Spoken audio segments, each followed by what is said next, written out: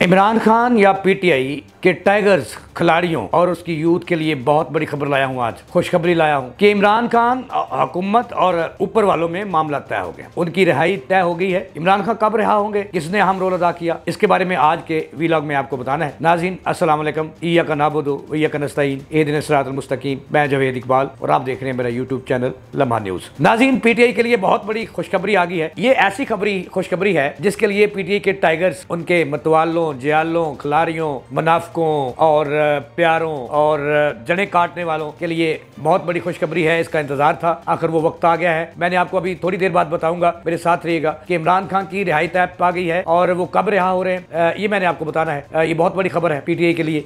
यानी कि मैं अगर सच बोलूं तो मैं तो नहीं कहता, लेकिन पीटीआई वाले कहते हैं कि इमरान खान की रिहाई जो है वो उनके लिए ईद की सी खुशखबरी है और ईद की सी खुशी है। ये मैं खुशी आज दे रहा हूँ वक्त से पहले, और इंशाल्लाह उम्मीद है कि मेरे ज़राए जो हैं वो कभी मुझे डॉच नहीं देते। बड़ी तहकीकात के बाद उन्होंने मुझे ये बात बताई है। और अभी थोड़ी देर पहले मुझे ऊपर से फ़ोन आया कि ये खबर ब्रेक करो। मैंने कहा कि अगर इस पर बदनामी हुई या इस पर से कोई वो कहते हैं ना कि मैं नाम ना लूँ फिर भी लोग जाने, और मैं उनका नाम अभी आपको नहीं बता सकता, लेकिन उस मर्द आहन का मैं नाम आपको बताऊंगा। जब खान साहब जिस दिन का उन्होंने मुझे बताया है, अगर वो उसी दिन रिहा हो जाते हैं तो उस शख्स को मैं फूलों के हार भी डालूंगा और उनको उस्ताद भी मानूंगा। और ये मामला मैंने उनसे तय किए हैं। ये मैंने आपको बताना है कि इमरान खान कब रिहा हो रहे हैं और मामला क्या तय पाए हैं, ये मैंने आपको बताना है। लेकिन उससे पहले थोड़ी सी खबर मेरे साथ रहिएगा, मैंने आपको देनी है कि एक मरतबा फिर आज DGISPR ने भारत को मुंह तोड़ और कोरा जवाब दिया है और वक्त से पहले जवाब दिया है। ये दुनिया जान चुकी है कि जो अफवाज पाकिस्तान के DGISPR या सिपा सलार कहते हैं वो करके दिखाते हैं। आज फिर ये खदशा था, बहुत सारी इतलात आ रही थी, और जयशंकर जो है भारतीय वज़ीर ख़ारजा, वो भी बता रहे हैं, गलत अफवाहें फैला रहे हैं कि ये जो भारत ने स्ट्राइक की थी ये तय था, और अगर ये तय था तो फिर तो ये फिक्स मैच था। लेकिन ज़राए ये बता रहे हैं कि उन्होंने झूठ बोला, पाकिस्तान में लड़ाई और फसाद डलवाने की कोशिश की। पाकिस्तान में एक मरतबा फिर भारतीय वज़ीर ख़ारजा जो है जयशंकर, उन्होंने नाशुक्री करते हुए शंकरी डालने की कोशिश की, फ़ाइम फैलाने की कोशिश की, ताकि पाकिस्तान की कौम तकसीम हो जाए और क़यादत तकसीम हो जाए और नफरत बढ़े पाकिस्तान में। क्योंकि ये दुनिया को जान लेना चाहिए प्यारे पाकिस्तानियों कि भारत हमारा दुश्मन मुल्क है, ये हमारा दोस्त नहीं हो सकता। क्योंकि ये तय है इस्लाम में कि जो यहूद हैं ये किसी तौर भी पाकिस्तान के दोस्त नहीं हो सकते। तो लिहाजा इस खबर पे नज़र ना रखें। जो सबक हमने उन्हीं को सिखाया है, फ़ौज पाकिस्तान ने सिखाया है, हुकूमत ने सिखाया है, आवाम ने सिखाया है, कौम ने यकजा होकर सिखाया है, ये वो मुद्दों याद रखेंगे। और ये उस जो हमारे अफवाज ने जो कामयाबी हासिल की, उसके ये आफ्टर शॉक्स हैं जो आते रहते हैं। ये मुझे डॉक्टर अमजद शहजाद चौधरी साहब का ये फ़िक्रा बहुत पसंद आया कि जिस दिन हमने ये फतह हासिल की थी तो बहुत सारी अफवाहें फैल रही थी 10 मई को कि अब भारत जवाब देगा, ये वो। अब वो जो बॉर्डर लाइन है, जो ज़ीरो लाइन है, उस पर वो बदमाशी कर रहा है। फिर तो अमजद शहजाद हमारा एक ग्रुप है खाम वाम, तो उसमें हमारे जो बहुत सीनियर मेंबर हैं वो डॉक्टर अमजद शहजाद हैं। Doctor Amjad Shahzad DG health भी रहे हैं, MS में उस्ताद भी रहे हैं। उसके साथ मैं नाम लूँ तो बिलाल यासीन हैं, वो भी गवर्नमेंट ऑफिशल्स हैं। सईद बाजवा साहब हैं जो ज़्यादा, और रज़वान शाह साहब हैं हमारे जो ग्रुप के सेक्रेटरी जनरल हैं। वो ये बातें वहाँ पे बहुत सारी बहस होती थी।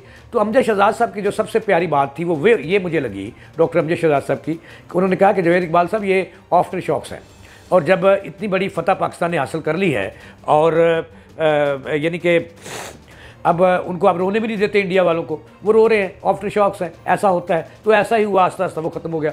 अब उन्होंने एक और खेल खेला कि उनके जो वज़ीर ख़ारजा हैं जयशंकर, वो कह रहे हैं जी कि ये हमने स्ट्राइक करने से पहले 7 जगह पे हम जो स्ट्राइक की तो हमने पाकिस्तान को 1 घंटा पहले बताया था। पहले वो कहते थे कि हमने बाखबर कर दिया था, फिर कहते 1 घंटा पहले बताया था। ऐसा कि ऐसी कोई बात नहीं है। ये हम मशकूर हैं अपने दोस्त चाइना के और अपने दोस्त तुर्किया के कि जिन्होंने हमारी पाकिस्तान की मदद की और अल्लाह के फजल से हमने ये जंग जीती।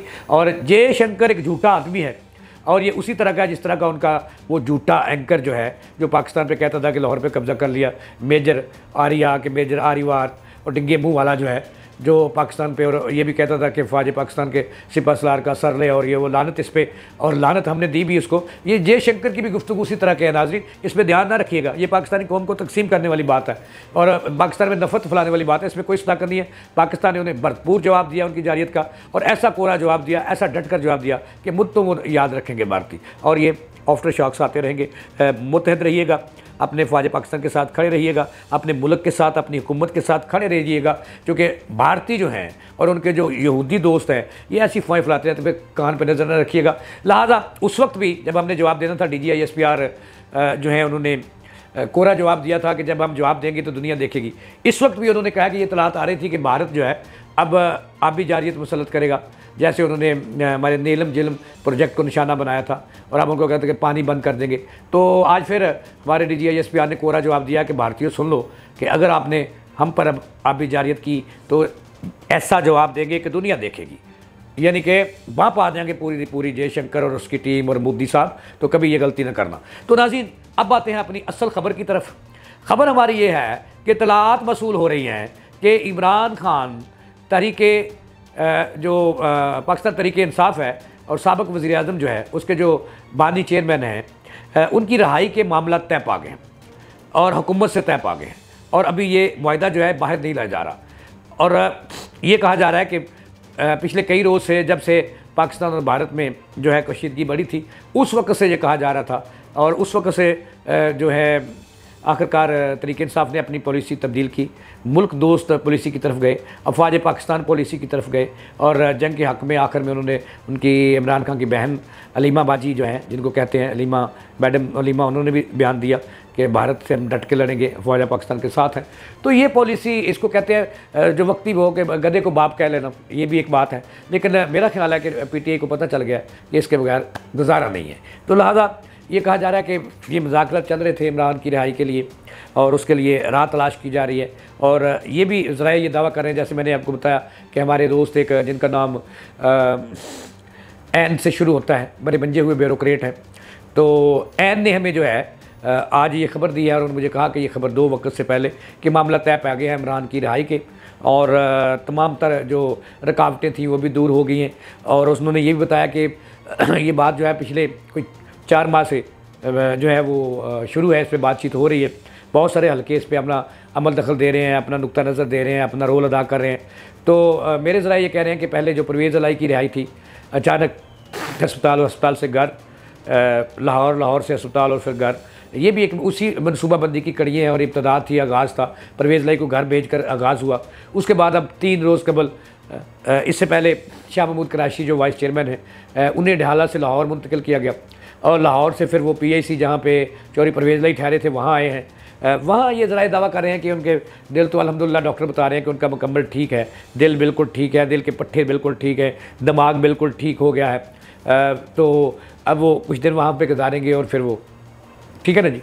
और ज़रा ये कह रहे हैं कि शाह महमूद कराची के बाद अब बारी है बानी PTI के चेयरमैन, बानी चेयरमैन इमरान खान की, और उनकी रिहाई के हवाले से उनकी मामला जो है वो तय पा चुके हैं और वो सिर्फ बाहर आने वाले हैं। ज़रा ये दावा कर रहे हैं कि ये तय पाया है। मैं अब आपको मेरे साथ रहिएगा, मैं बताऊंगा कि कौन सी तारीख है जिससे पहले उन्होंने बाहर आना है और कहाँ जाना है, कहाँ रहेंगे, ये मैंने आपको बताना है। इब्तदाई जो इतलात आ रही है वो ये है कि इमरान खान जो हैं उन्होंने हर मुतालबा तस्लीम कर लिया है, और उनके घर वालों को भी पता चल चुका है इस मुआहदे का।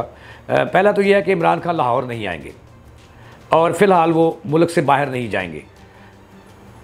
ठीक है ना, आप समझ गए मेरी बात, कि पहला मुतालबा उसमें ये है कि इमरान खान लाहौर नहीं आएंगे, ना पेशावर मुंतकिल किया जाएगा, वो सिर्फ इस्लामाबाद में रहेंगे और बनी गाला रहेंगे। और वहाँ उन्होंने जो है वो जो है उस घर की तलाशी तैयारी शुरू कर दी है, और हो सकता है कि उनको सब जेल करार दे दिया जाए।